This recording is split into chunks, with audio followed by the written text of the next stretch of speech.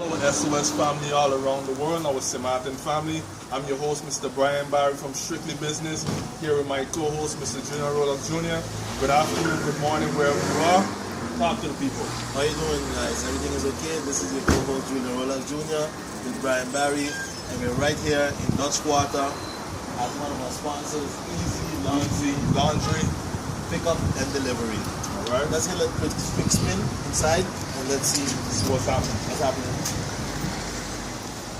Up and drop off.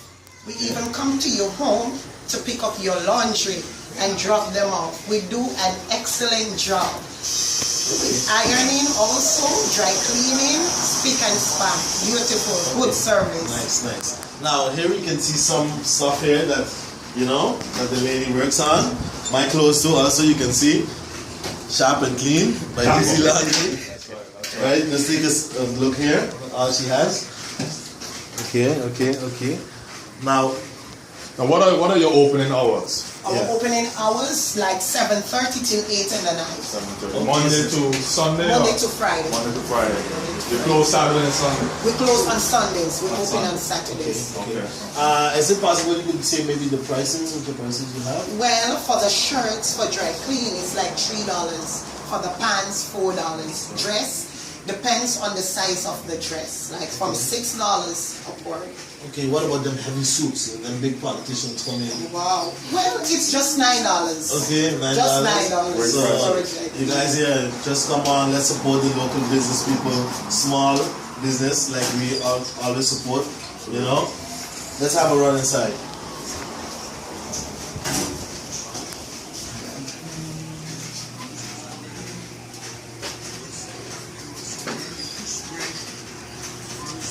Alright, you can give us a little breakdown how your operation works? These are the washing machines in which we go about when we're doing the laundry for the clothes. These are the machines that we use to do for the laundry. To wash? To wash the clothes also. And you go on, you wash, and you dry. We dry, these are the dryers for the drying. Also, these are the drying machines in which we use to dry. So then you wash here, And then dry we dry here, there. and you fold. Yes, we use a table here to fold the clothes there. Okay, and then people come Yeah. Ready for pickup. ready for pickup. Ready for pickup. Ready for pickup. So when you guys come by Easy Laundry, let's go outside.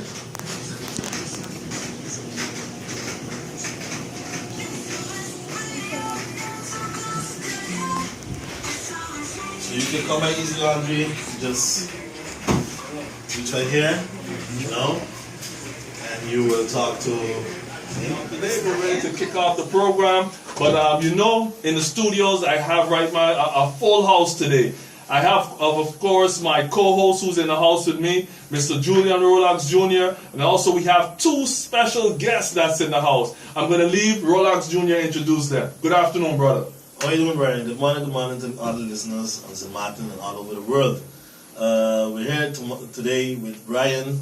I'm happy to be with you, my brother. Really happy to be with you. Last week was a very good program. Yes, it was. Yes, it was excellent. We had over 800 views on our page. Don't forget, awesome, guys. awesome. Check on our page, Strictly Business Foundation. We're here, right? We're here Like to the educate page, you. like the page. Like it, educate, motivate, and of course, give our little contribution when we can. Okay, before going into the program, I would like to give you the quote of the day. The quote of the day is: the important work of moving the world forward does not wait to be done by a perfect man.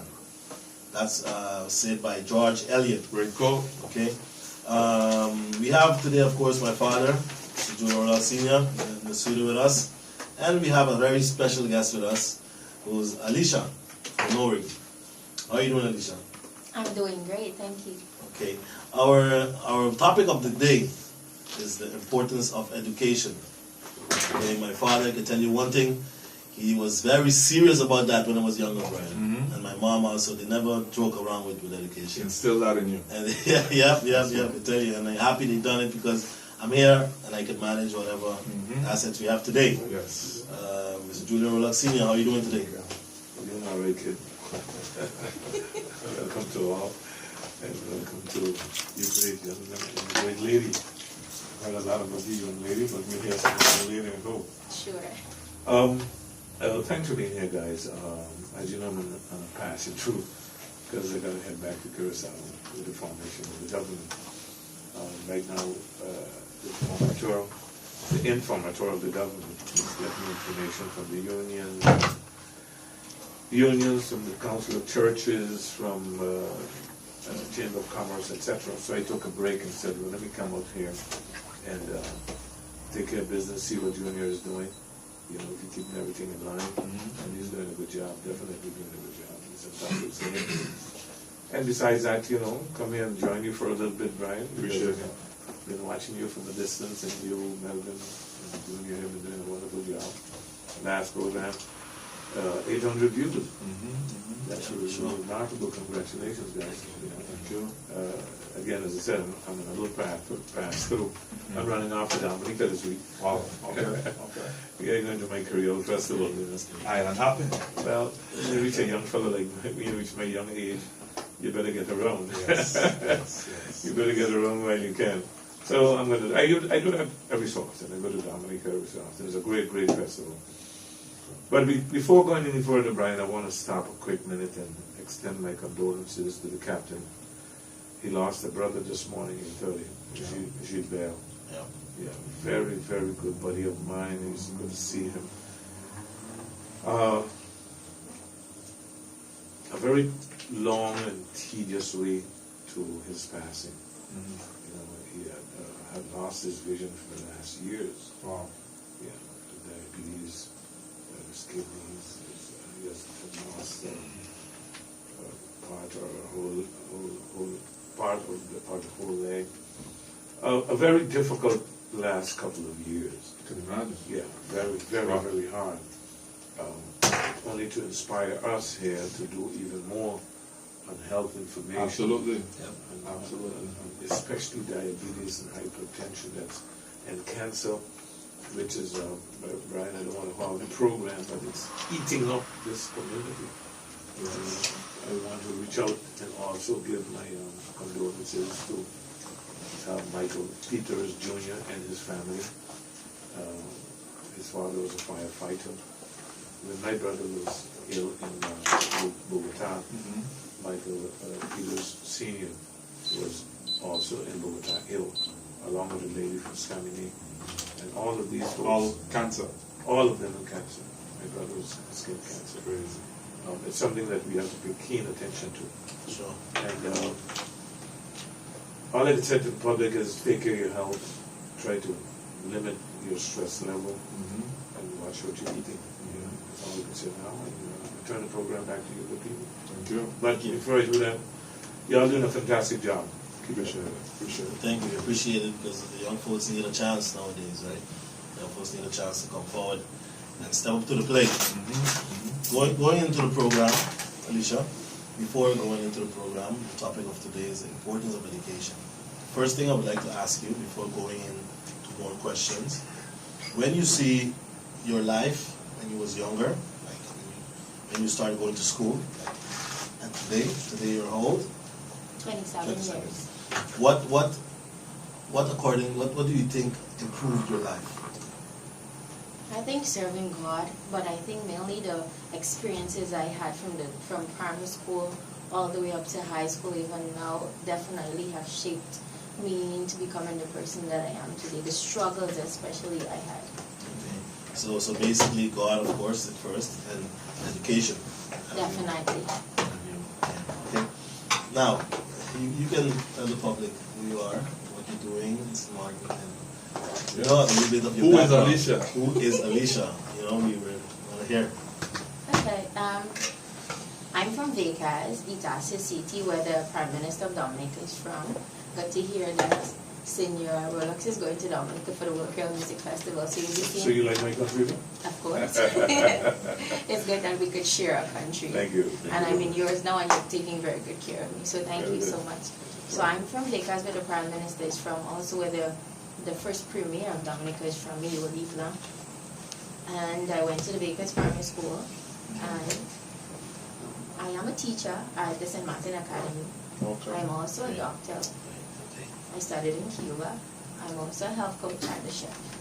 That's a good mix, a teacher and a doctor. Wow. Yeah. Wow. How you manage that? Quite a career.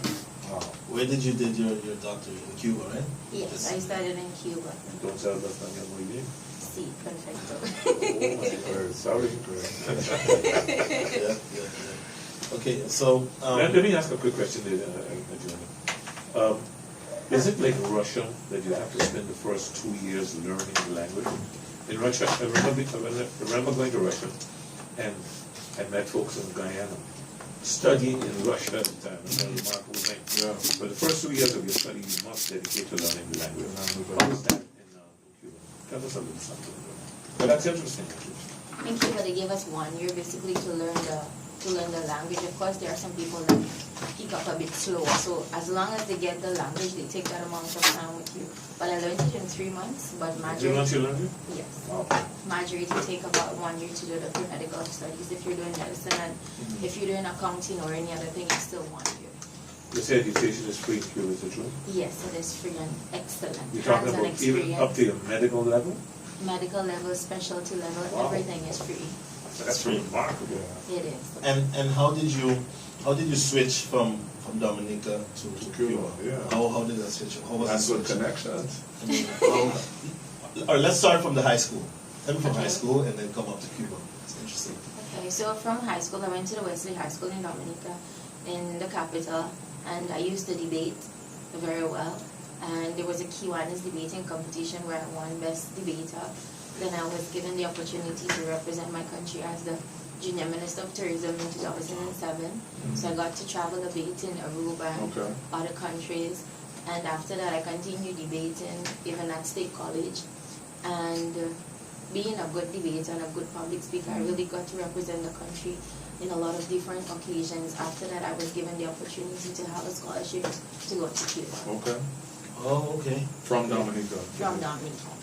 The debating actually opened doors for you. A lot of those, Nice. more than I That's could awesome. ever imagine. Wow, that's great. What about more of the students in Dominica? I mean, what are the standards so they can get the scholarship?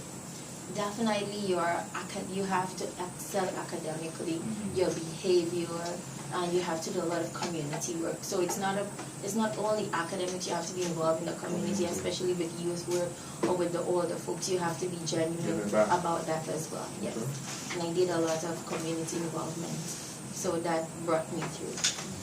You know, one of the things that impressed me most about Dominica over the years that I'm going there a lot of years, bought houses there at STP, that heavy Cuba wood. Pourquoi vous y comme ça, madame? You speak Patron, actually. Yes, I do. No, I went there and we did some business like that. And one of the things that the last 2 years, I was walking down the road and I saw a little commotion. I walked through the door. A court case was taking place. And what impressed me was to see a black female judge, a black female prosecutor, and black male lawyers. The whole outfit were black Caribbean people. Amazing. Well, amazing for us. Because when you walk into our courtroom, you get the shivers. Yeah, you do. You know, let me talk personal experience.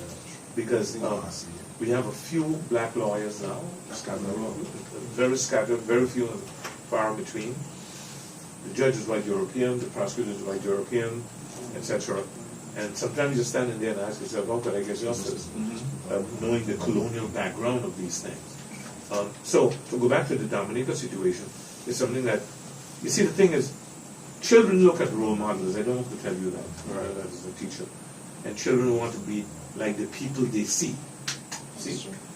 If our children would see black lawyers, if our children would see black judges, prosecutors, they will aim for that type. And I remember real quick before I turn back the board to you, this guy had stolen a goat in the countryside. Okay? And he was in court for it.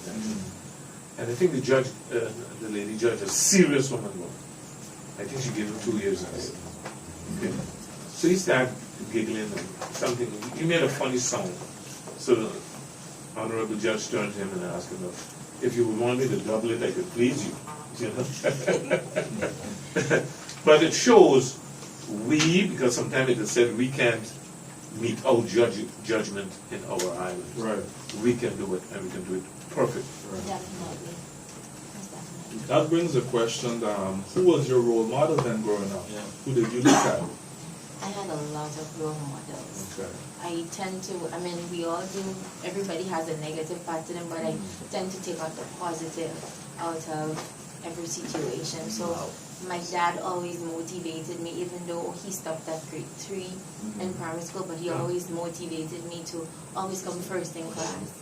Push, push, push, but it paid off. And my sister as well, when my mother left when I was 3 years old, she took me under her arms, and even though she was working when she was 16, but she did definitely play a fundamental part in Your my sister? life. My first sister. Wow.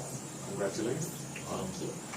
And What would you say to people, because especially when I was campaigning in Curacao, you meet a lot of people that, let's say poor people, okay? You meet a lot of people that they cannot eat every day, or things are very bad for them, and they ask me that education is very expensive and they will never make it, blah, etc. What would you tell these people about education and about life? Because obviously you didn't came from a very rich background, right? You can tell us a little more about that? Sure. In life, there are good decisions we make and there are bad decisions. It doesn't matter what your situation is, you just have to make the best out of it. And my mom always said, you never know how strong you are until being strong is the only option you have. So I come from a family of, there are 7 of us, I'm the last. And my mom wasn't there, my dad was there, so it was a bit tight back in those days. I remember when we had to share 1 tin of milk for the 7 of us. So that's to show you how it was before. And I remember even in Cuba, there were days I didn't have no salt to put in my rice, so there was only 1 pound of rice, and I had to go through that for a week. But what kept me alive and going is telling myself that this is not going to be forever. That's right. One day, if I persevere and if I keep striving and doing my best, I'm going to get better. One day I will eat like the rich people, let us say, but never forgetting where I came from and where I want to go to, and stay. yeah. Well, when you was in Cuba, for example, right? I used to always study in Curacao, okay? And at certain times I get up in the morning, man, I didn't want to go to school. I really was tired. I called my dad, tell me, I ain't going nowhere. I ain't done with this, And they tell me, you better go back there and go study, because you got to come home with that, okay? And I was blessed that my parents could have paid my college fee for me. But I had one thing, my parents told me, if you don't finish, you're going to have to pay back. Right. Every cent. Right. Every cent you're going to have to pay back. And I didn't have the money. I didn't know where to find it. It was So I just said, a little understanding. Yeah. You waste my money, pay me back my money. I agree. And investment money, it's all yours. You walk away, you don't owe a cent. In the system, once they finish their studies, they don't owe the government, they don't owe me, they don't owe nobody. Right. It's an investment I made in you. God bless you, may the best use of it. But if you waste my money, give me back my money. I agree with you. Give me back my money.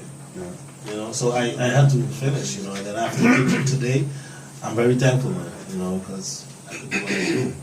I could come here and sit on the radio with you guys, go back and forth, So what, say you're in Cuba, sitting down, and things was going really bad, and you felt like you can't go to Cuba no more. What do you do? You pray? What do you do? What pull you through? What pull you through? Of course, I'm going to say prayer, definitely. I consider myself a very spiritual person, and I know that without God, nothing is possible. So God definitely had to play a very important part in my life. Even now, He is doing for me. So there were lots of rough situations in Cuba. Apart from God, I had to be self-motivated and always remember the reason why I'm doing this.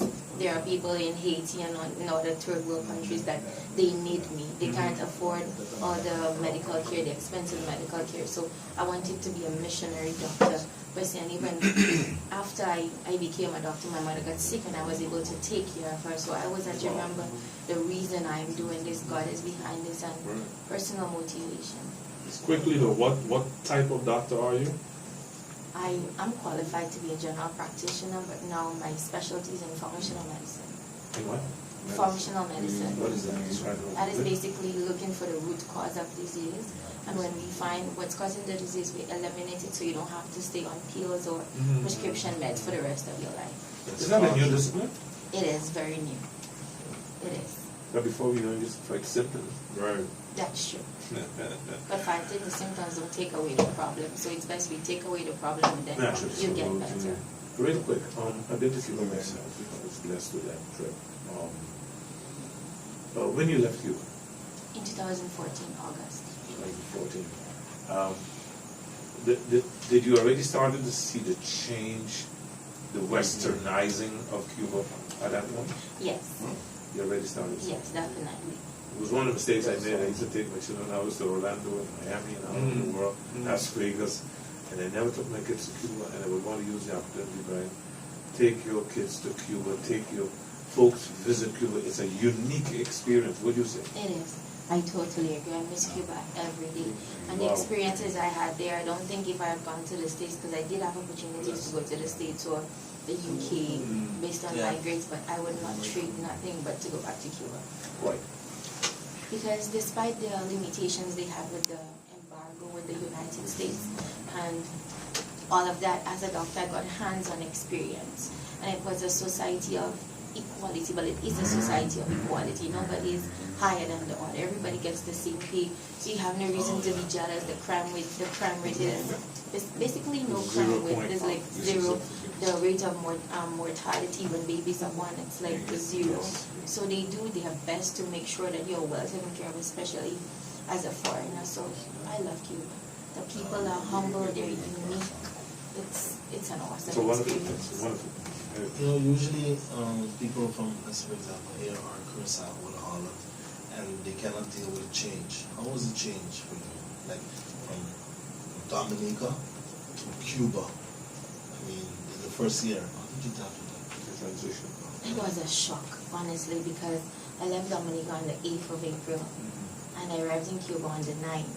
And on the 9th, I had to start eating Spanish, basically. Right. Because I arrived late for school. School had started the September before, and I had to graduate the September. So I didn't have a choice but to learn Spanish in 3 months. So it was a lot. But in terms of the society, like we had to go to school on donkeys because there are some donkeys. On donkeys, okay. On donkeys, because in some areas there are no car or proper transportation, or take the truck. Sometimes it's like 90 of us at the back of a truck, or even the bus takes 100 and something people, but the bus costs 10 cents. So it was a shock. I didn't imagine how, I still don't know how I survived. I don't know, but I made friends with the people. The people, they help you a lot. Anything you need, they help you a lot. Anything with the cleaning, everything you need, the Cubans, they help you. Of course, church saved me a lot. Because in Cuba you tend to party, but it's Spanish culture. They are very happy despite their situation. So church saved me a lot from. But you were religious before you went to Cuba? Yes. You was already in the I church? got more religious in Cuba, however. Good. You also did, before we close the program, you also did some business on college. Yeah? Yes, I did. So it wasn't easy all the time. So at 5 o'clock in the morning, I made sure that the kids had the bread and hot dog or their snacks or their burgers. Other students, you mean, right? Other students, yes, on the campus. And helped out everybody, those in the canteen. Everybody that needed a snack, I make sure that they had it. Extra income. Very ambitious. Congratulations. That's a message to the public, right? You know, there's always a way out. Oh, So quickly, when are you going to start practicing medicine? I intend to do my CAMC exam in April. You what? There is the Caribbean examinations that you sit from Jamaica, so I'm going to do it in April, so hopefully by May, by the grace of God, I'll be able to set up my own business, and I want to do a lifestyle center, basically different from medical, and do a health reform. You want to do it here in the island? Or? Yes, I want the people of St. Martin need this information. They need to get better, so I'm definitely linking up St. Martin, and then of course Dominican. Wherever needs my help, I'm going to go there. Right. We have the program There's No Health Without Health. There's another branch of this program. Awesome. This is strictly business. This one is strictly business. So I'm sure Junior and Bryan and Melvin will have you on. I'll consider that an invitation. Yes, it is. It's exactly that. There's no health without health, where we have doubt. This program is on really about 15 years now. I started it myself. I'm a biologist from a health profession and a teacher. Actually, I was going to do medicine. Got lazy in the middle of it, so I over that again. Because I did biology, the masters, and the masters in chemistry. See? So that's the basics of moving forward. All of your subjects, physiology, anatomy, embryology, all of those we have, except the pharmacology and surgery. Right? So we did all the courses. But to get to the point, here in this program, we really would love to have you talk to the good gentleman there to share your knowledge with the public, because as you know, diabetes is one of the major problems in the Caribbean. And once again, I want to reach out to the captain and extend my condolences for the passing of his brother Gilbert that came down with diabetes many years ago. And his own admission, he said, Rollocks, it was my fault that I didn't take care of it early. So it really, the loss of vision, loss of kidney functions and so forth, that followed after that. But guys, I think we got a good resource here. We'll make good use of this lady and her knowledge. Any last words to the radio listeners? To the radio listeners, and of course to the people out there who studying and who, because there's a lot of people on this earth now who say, oh, life, the things is going bad, life is coming down hard on them. You know, what are your last words to this? To the young people, especially now, we see young people are no longer interested in school. Whatever the circumstances, I want to tell them to hang in there. Because if you don't have an education, you're not going to have a proper job. You're not going to be somebody in life. So you may have a job, but you need to have a career, something that you're proud of. And those of them that are studying or they don't feel like they're going to make it, you are going to make it, because God put you where you are right now. Absolutely. In order for you to make it. You just have to be self-motivated and believe in yourself. Absolutely. Positive mindset. Thank you so much. Any last words, Brother Rollocks? I would like to thank you, Bryan. Thank you, Alicia. Thank you, Mr. Rollocks Sr. And thank you, Melvin. Happy to be here Sunday, every Sunday. And till next week. One last quick word to the captain. I really appreciate that motivational piece he does run every so often. It's something that I have found on YouTube when searching, and I asked the captain. Captain, thank you for motivating folks, because people need daily motivation, hourly motivation, because there's so many negatives and negative people and negative talks that surround you that it can drag you down, it can stop you. But just this morning I was doing some reading of Steve Jobs that passed because of pancreatic cancer. But some awesome words he left behind on his deathbed, some awesome words, and really telling people the important things in life, and that you just got to keep pushing, regardless of what happens. It's just like a week ago I was reading about Arnold, bodybuilder. Schwarzenegger. Yep. And when the guy came to the United States, he couldn't speak English, and he became the governor of California. And he had a lot of naysayers. People were saying, "You can't do it. You can't even speak English." And not even the Americans could have become that governor of California. So there you have it, people. In a nutshell, it's all about having that positive mindset. Staying focused, staying the course, and keep moving forward. I would like to thank all my special guests for being here this afternoon, and especially you guys out there listening in Radio Land. Thank you so much for your continued support and for listening to Strictly Business. I will leave you with what I always say.